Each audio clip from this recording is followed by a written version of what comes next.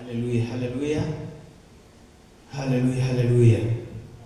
Leo kuna mambo ambayo sisi kama watumishi wa Mungu au wale ambao tumepewa neno la Bwana kwenda kuihubiri injili ya kweli, au watumishi wa Mungu ambao Mungu ametupa neema ya kuihubiri injili ya kweli.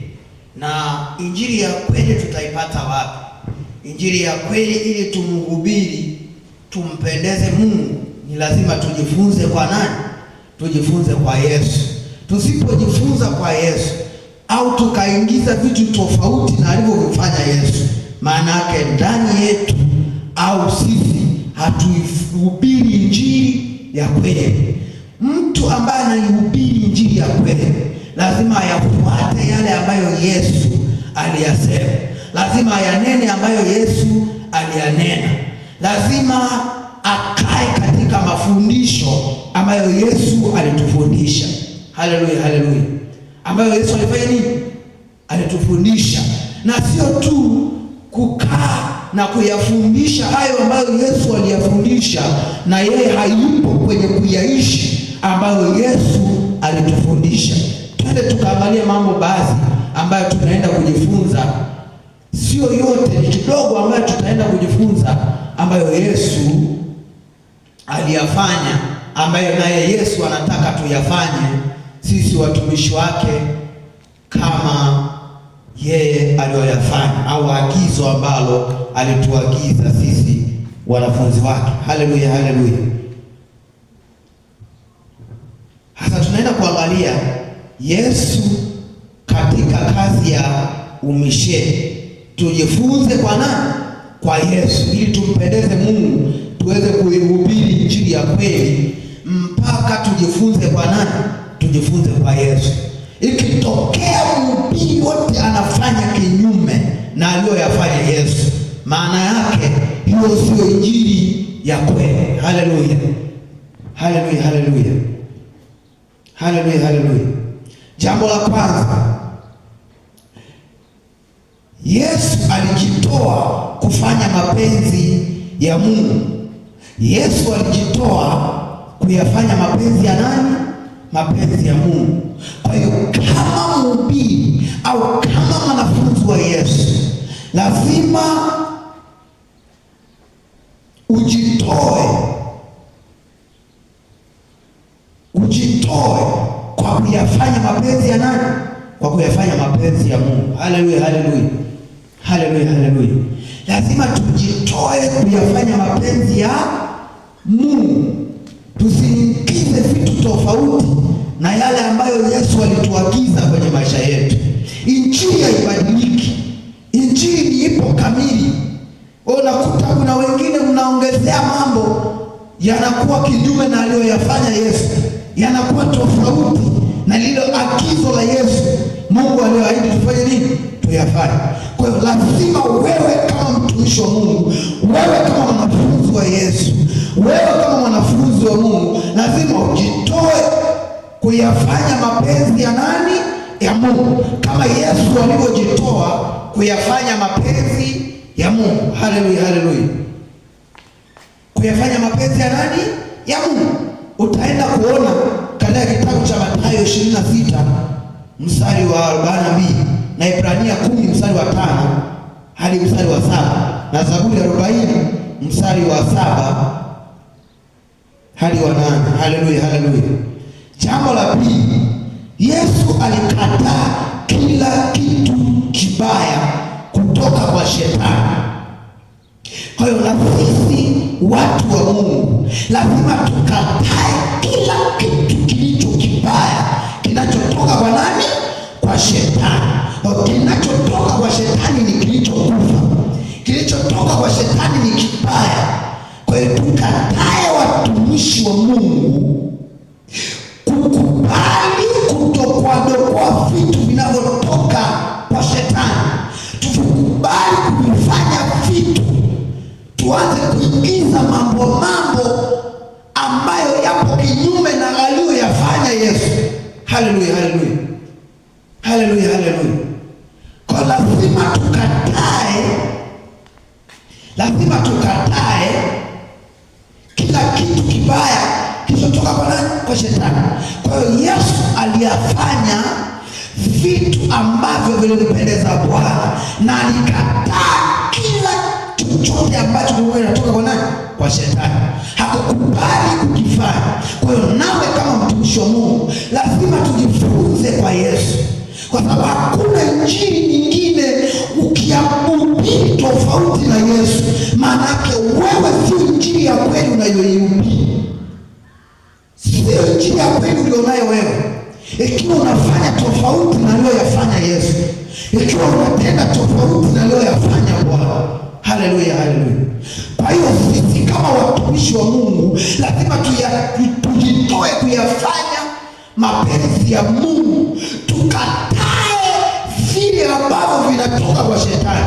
Ni vidogo vidogo ndio, lakini ndivyo vinavyoua maisha yetu, ndivyo vinavyoua watu wanayetuangalia, ndivyo vinavyoua wanafunzi na watu wa Mungu ambao wanafanya nini? Wanatuangalia. Haleluya, haleluya, haleluya, haleluya. Jambo la tatu,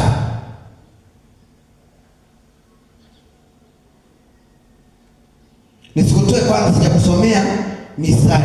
Utaenda kusoma katika Mathayo 4 mstari wa kwanza hadi wa 11 na Luka sura ya 4 mstari wa kwanza hadi 13. Kwa lazima tujifunze kukataa. Lazima tujifunze kukataa kila kitu kibaya kinachotoka kwa nani? Kwa shetani. Haleluya, haleluya. Mstari wa 11. Mstari wa 3. Mstari wa 3 nasema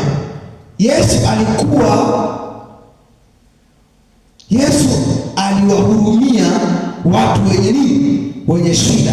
Mbele patikana ile kitabu, utaenda kuangalia katika kitabu cha Isaya 53 mstari wa 3 hadi wa 4. Kwa hiyo Yesu aliwahurumia watu wenye nini? Watu wenye shida. Kwa hiyo kama watumishi wa Mungu, wewe uliyepewa neema, kwa hiyo lazima uwahurumie nini? Watu. Kwa sababu Yesu aliwahurumia watu wenye shida. Yesu aliwahurumia watu wenye nini? Wenye shida. Haleluya, haleluya. Si wapo kuna watumishi wa Mungu ndio Mungu amewapa neema. Wengine umebarikiwa kimaisha, wengine ni kweli Mungu amepata kuwabariki kiuchumi, lakini bado kile kilicho kinyonge bado na chenyewe unataka hela yake. Usijitoe hata siku moja uandae hata kafungu umpelekee huyo mwenye shida, kwa sababu kama Yesu alijitoa kuwasaidia wenye shida, kwa hiyo na kila ambaye amewekwa kwa ajili ya kumtumikia Mungu ni lazima ayatende hayo, kwa sababu kama unayo Yesu, unamhubiri Yesu, unaihubiri injili ya kweli, hiyo roho ya kimungu ndani yako lazima iwepo. Haleluya, haleluya. Lazima iwepo. Lazima iwepo. Haleluya, haleluya. Kama wapo watu ambao Mungu aliwatoa na bado kuna mtu ambaye yupo, aidha ni mshirika wako, aidha ni mtu ambaye anahitaji msaada wa namna nyingine, na yule anaambiwa atoe fungu la 10, na yule anaambiwa atoe sadaka, ikija Jumapili anahubiriwa, anasema ya kwamba tunabarikiwa katika kutoa. Kwenye utoaji kuna baraka, na huyo mtu ambaye hajatoa, aidha kuna mchango wa kanisani, hajafanikiwa kutoa, mtu wa Mungu hajatoa kwa sababu hana hiyo hela, na bado anakuja kusimama kwa sababu anaambiwa wale ambao washiriki katika kuitoa kazi ya Mungu ni watu ambao unafanya kitu gani, wala si kitu wapi kanisani, kwa sababu unaonekana ni mtu ambao huyafanya mapenzi ya Mungu. Hapana, sisi kama watumishi wa Mungu kuna wakuwaona hao, si unaandaa fungu, unaandaa kikaza, unasema nimuone mama fulani na yeye nikamsaidie, nikamuinua angalau kidogo. Hata kama ni kuna mchango, ukiona atoi, wewe kama mtumishi wa Mungu msaidie. Chukua hiyo hela, nenda kamsaidie, mtoe, sema jina la mama fulani litiki, kwa sababu mimi ndo tayari nimefanya nini? Nimekwisha kulitoa. Kwa sababu hiyo roho ya kuwasaidia watu wengine ipo kwa nani? Kwa Yesu. Sasa tutakushangaa wewe ambao unaihubiri injili ya kweli, ambao unamhubiri huyu Haleluya, haleluya. Na Yesu atusaidie sana. Namba 4 nasema Yesu alikataa mambo ambayo hayakuwa ni mpango wa Mungu. Yesu alikataa mambo ambayo hayakuwa ni mpango wa Mungu, kama vile kuwa mfalme, kuongea na mama na ndugu wakati unaoongea na makutano. Haleluya. Yesu alikataa mambo ambayo hayakuwa ni mpango wa nani? Hayakuwa ni mpango wa Mungu. Haleluya, haleluya. Kwa hiyo na sisi tunatakiwa tujifunze kwa huyu nani? Kwa huyu Yesu. Sasa tutakushangaa wewe ukiwa unatenda kinyume na aliyoyafanya Yesu. Haleluya. Itabidi tukushangaa na unaihubiri injili ya kweli na unamhubiri Mungu huyu, unamhubiri Yesu na bado hauyatendi haya. Na itabidi tukushangaa na tutakuwa na shaka na huyo Yesu wako unayemhubiri. Haleluya, haleluya.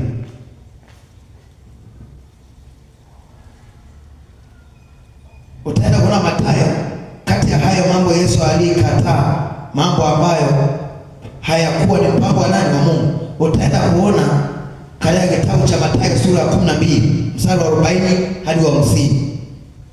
Haleluya, haleluya.